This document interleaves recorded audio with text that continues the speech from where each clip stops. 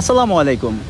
আমরা যারা সিঙ্গাপুর সহ বিভিন্ন দেশে থাকি, আমরা এই দেশগুলোর একটা নিয়মের সাথে খুব বেশি অভ্যস্ত।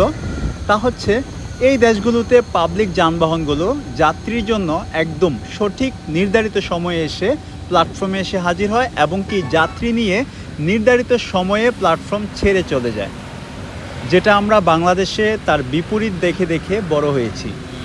মেট্রো রেল শুরু হওয়ার পর থেকে ঢাকার মানুষের জীবনে এই ভোগান্তিটা অনেকটা কমে আসলেও বাংলাদেশের অন্যান্য প্রান্তরে যারা বাস, ট্রেন এবং কি লঞ্চ জার্নি করে তাদের জন্য এই ভোগান্তিটা ছিল চরমে। অন্তর্বর্তীকালীন সরকার ক্ষমতায় আসার পর থেকে বাংলাদেশের অনেক জায়গাতে সংস্কারের ছোঁয়া পাচ্ছি। শুনতে পাচ্ছি যে ঈদের কিছুদিন আগ থেকে বাংলাদেশে এই যে যানবাহনের ভোগান্তি সেটা অনেকটাই কমে এসেছে। আশা করি এইভাবেই আমাদের দেশ থেকে অন্যান্য যে ভোগান্তিগুলো আছে আস্তে আস্তে করে দূর হয়ে যাবে। ধন্যবাদ।